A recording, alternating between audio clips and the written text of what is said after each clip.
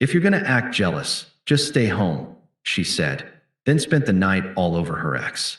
I went home alone. A week later, she showed up sobbing, saying it didn't mean anything. I said, "Neither do you to me now," and shut the door. Hey viewers, before we move on to the video, please make sure to subscribe to the channel and hit the like button if you want to see more stories like this. Thanks. Throwaway account because some mutual friends might recognize this mess. This all went down about a year ago, but I've been lurking on here and finally decided to share. It's cathartic, I guess.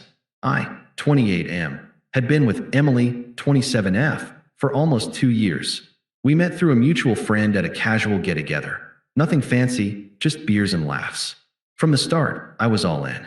She was vibrant, funny, the kind of person who could light up a room. But looking back, there were signs. She had this habit of flirting harmlessly when we were out, always brushing it off as her personality.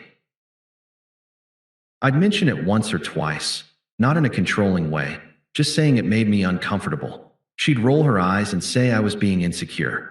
Lighten up, Alex. It's not like I'm doing anything wrong. I worked as a project manager at a mid-sized tech firm. Steady job, good pay, but it meant long hours sometimes. Emily was between gigs. She'd lost her marketing role during a company restructure and was figuring things out. I didn't mind. I covered most of the rent on our apartment, handled the bills, even helped her network for new opportunities. There were nights I'd come home exhausted, and she'd be out with friends, but I'd tell myself it was fine. Relationships are about support, right? Flashback to one of those sacrifices. A few months in, her mom had a health scare. Nothing life-threatening, but it required surgery. Emily was a wreck, so I took time off work to drive her 3 hours to the hospital, stayed the whole weekend, even cooked meals for her family. She called me her rock back then. "I don't know what I'd do without you," she'd say, curling up next to me. It felt good, being that guy, the loyal one. But as time went on, things shifted. She'd spend more time on her phone, giggling at messages. I'd ask who it was, and it'd be just a friend. One name kept popping up, Jake, her ex from college. They'd reconnected on social media, she said. No big deal, old flames catching up. I trusted her, why wouldn't I? I wasn't the jealous type. Or at least, I didn't think I was. The night everything blew up was at a friend's birthday party at a local bar. It was one of those crowded spots with dim lights, loud music, and everyone half shouting to be heard. Emily had been excited about it all week. "It's going to be fun, Alex. We need to get out more." I agreed. Work had been hectic, and I figured a night out would be good for us. We arrived together, hand in hand. For the first hour, it was fine. Drinks, chatting with friends, the usual. Then I spotted Jake across the room. Tall guy, flashy clothes, the type who commands attention. Emily's eyes lit up when she saw him. "Oh, Jake's here? Small world." She waved him over, and suddenly it was like I wasn't there. They started talking, close, laughing, her hand on his arm. I stood nearby, nursing my drink, trying not to overthink it. But as the night wore on, it got worse. She'd lean in, whisper something, and he'd grin. At one point, she danced with him, bodies pressed together in a way that wasn't just friends. I felt my stomach twist. Not rage, just this quiet hurt. Why was she doing this right in front of me? I pulled her aside during a lull in the music. We stepped out to the patio, where it was quieter. "Emily, what's going on? You're all over Jake. It doesn't feel right." She crossed her arms, her face twisting into that smug expression she got when she felt cornered. "Oh my God, Alex. If you're gonna act jealous, just stay home. It's a party. I'm having fun." Jake gets it. He's not all uptight like you. I blinked, taken aback. "Uptight? I'm just saying it looks like more than catching up. We're together, remember?" She laughed, a sharp, dismissive sound that cut through the night air. "Together? Please. You're always working, always so serious." Jake makes me laugh. He reminds me of when life was exciting. "If you can't handle me talking to an old friend, maybe you should go home alone." Her words hung there, heavy. I searched her face for any sign of regret, but there was none, just that entitled glare, like I was the problem. "Emily, this isn't talking. You're practically on his lap. Exaggerate much? Grow up. If you're this insecure, maybe we need a break." She turned on her heel and stormed back inside, straight to Jake. I watched through the window as she draped her arm around him, whispering in his ear. They didn't even glance my way. I stood there for what felt like forever, the cool air doing nothing to calm the confusion swirling in my head. Part of me wanted to march in, confront them both. But what would that accomplish? Yelling? A scene? No, that wasn't me. I took a deep breath, pulled out my phone, and ordered a ride home. As I waited, I texted her, heading out. Enjoy your night. No response. The ride back was silent torture. I replayed the evening in my mind. The flirting, her words, the way she dismissed me like I was nothing. Why? I'd given her everything. Time, support, love. And for what? To be treated like a backup plan at a party? I got home, poured a glass of water, and sat on the couch in the dark. Hours passed. She didn't come back that night. The next morning, my phone buzzed with a text from a mutual friend. Dude, you okay? Emily left with Jake last night. Yeah, I was okay. Or at least, I would be. I didn't sleep much that night. The apartment felt too quiet, too empty. Around 10 a.m., the door finally creaked open. Emily stumbled in, hair messy, makeup smudged, like she'd just rolled out of someone else's bed. She saw me on the couch, coffee in hand, and froze. Hey, she said, her voice casual, like nothing happened. She kicked off her shoes and headed to the kitchen. Wild night, huh? Sorry I didn't text back. Phone died. I set my mug down, keeping my tone even. Where were you? She poured herself a glass of water, avoiding my eyes. Oh, after you left, things got crazy. Jake offered to crash at his place since it was late. Nothing happened, though. We just talked. Talked. I repeated flatly. All night. She turned, leaning against the counter with that same smug look from the party. Yeah, talked. What's with the interrogation? You're acting like I cheated or something. You spent the night with your ex, Emily, after flirting with him in front of everyone. What am I supposed to think? She rolled her eyes, sipping her water. God, here we go? You're so paranoid. Jake and I have history. That doesn't mean anything now. We were just reminiscing. If you trusted me, this wouldn't be a big deal. History? You mean the guy you dated for years in college? The one who dumped you because he wasn't ready? And now he's back, and you're all over him at a party while I'm standing right there. She laughed again, that cold, mocking laugh. All over him. Please. We danced a couple times. You're making it sound like we hooked up in the bathroom. And honestly, if I did, maybe it's because you've been so distant lately. Work, work, work. When's the last time you made me feel wanted? I felt the twist in my gut, but I kept my voice steady. No yelling. No begging. Distant? I pay for this place. I supported you through your job hunt. Last week, I canceled a meeting to help you with your resume. And this is how you repay that, by gaslighting me. Gaslighting? Oh, that's rich. You're the one who's jealous of nothing. Jake gets me. He doesn't smother me with expectations. If you're going to be this clingy, maybe we should take a break. I need space to figure out what I want. What you want, I echoed. And that includes spending nights with your ex? She shrugged, her tone turning dismissive. It didn't mean anything, Alex. It was just a fun night. You're blowing this out of proportion because you're insecure. If you can't handle me having friends, male friends, then yeah, maybe this isn't working. There it was, the twisted logic. Everything was my fault. My jealousy, my insecurity, my clinginess. Never her actions. I stared at her for a long moment, the pieces clicking into place. This wasn't a one-off. This was who she was, manipulative, entitled, always shifting blame. Okay, I said simply. She blinked. Okay, that's it. Yeah, if that's how you feel, then go. Take your space. Her smugness faltered for a second, like she expected me to fight. Wait, you're serious? Just like that. I stood up, grabbing my keys. I'm not begging you to stay, Emily. If Jake's so great, be with him. I'm done. She crossed her arms, her voice rising. Fine, maybe I will. You'll regret this. You think you can do better? Good luck. You're boring, Alex. Safe, predictable. Jake's exciting. He makes me feel alive. I nodded, not rising to the bait. Understood. I walked to the bedroom and started packing a bag. Essentials, clothes for a few days. She followed, ranting. You're really leaving? Over one night. Pathetic. I thought you loved me. I zipped the bag, slinging it over my shoulder.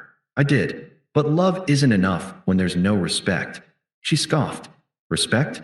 Says the guy who's walking out without even trying to fix this.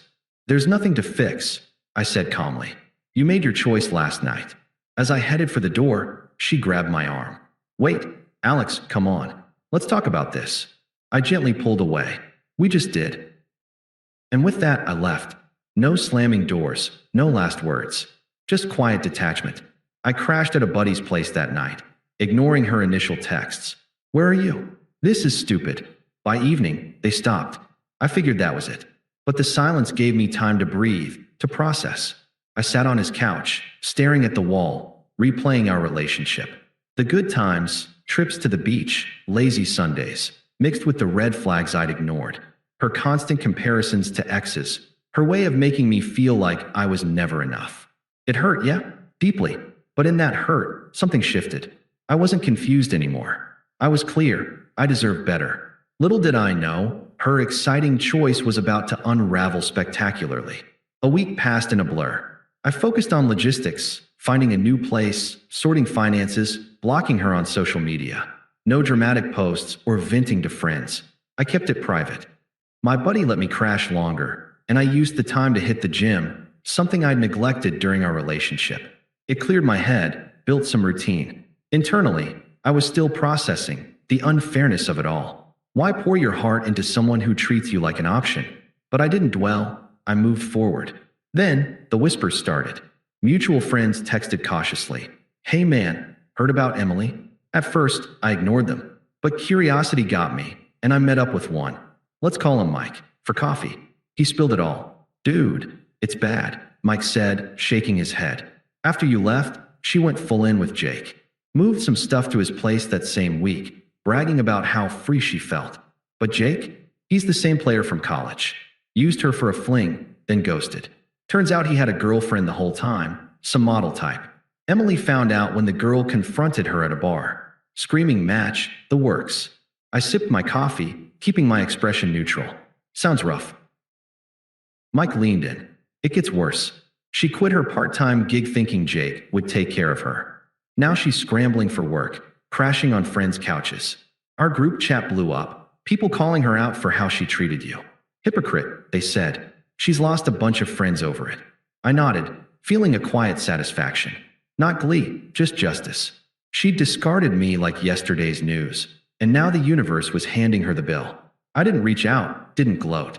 I just kept building my life. More details trickled in over the next days.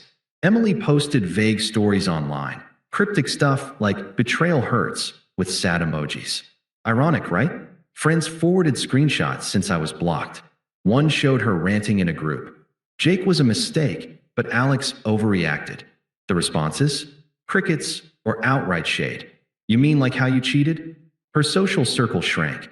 People who defended her fun night now distanced themselves. Meanwhile, I landed a promotion at work, something I'd put on hold to support her. Longer hours, but better pay. I signed a lease on a small studio downtown, furnished it simply. For the first time in years, I felt unburdened. No walking on eggshells, no constant comparisons. I even started dating casually, not rushing, just enjoying my freedom. But Emily? Her downfall accelerated. Mike updated me. She tried confronting Jake, but he blocked her everywhere. Broke and isolated, she spiraled, late-night posts about learning from mistakes, but no one bought it. It was almost sad how quickly her exciting life crumbled. Almost. It started small, about 10 days after I left. My phone buzzed with a text from an unknown number. Hers, I realized. She'd probably used a friend's phone since I'd blocked her main one. Hey Alex, it's Em. Can we talk? I miss you.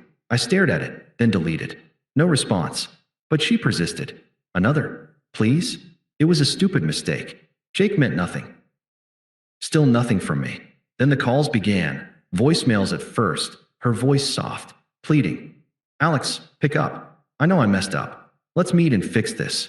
I was confused, but I see now, you're the one I want. I listened once, then deleted. Her tone shifted over the days, from sweet to insistent. Why are you ignoring me? This is childish. We had something real. By week 2, she roped in others. First, her best friend Sarah texted, Hey, Emily's really sorry. She knows she screwed up. Give her a chance. She's changed. I replied curtly, Not interested. Sarah fired back, Wow, cold. You're just punishing her now. Be a man and talk it out. Toxic, right? like I owed her redemption. Then Emily's brother called. We'd met a few times, never close. Listen, man, my sister's a wreck. That Jake guy's an ass, but you bailing didn't help. Family's worried. Come over, hash it out. I kept it brief. Not my problem anymore. He huffed. Selfish much? She supported you too, you know. Supported me? With what? My own money. I hung up. Emily's attempts escalated. Late night calls, her sobbing on voicemail. Alex, please. Jake hurt me bad. He lied about everything. I need you. You're stable, kind. I took that for granted. Hypocrisy at its finest. She'd called me boring for those traits. Now she craved them.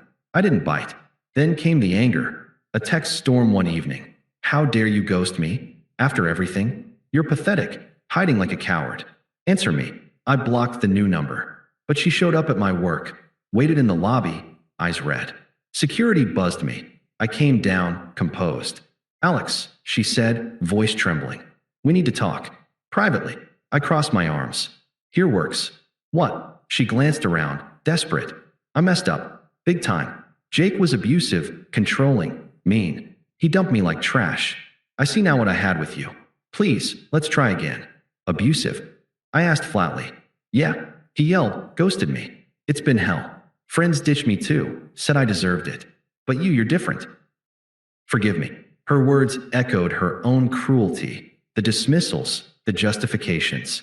But I stayed calm. Sounds like karma. She teared up. Don't be cruel. I love you. You love the safety net, I said evenly.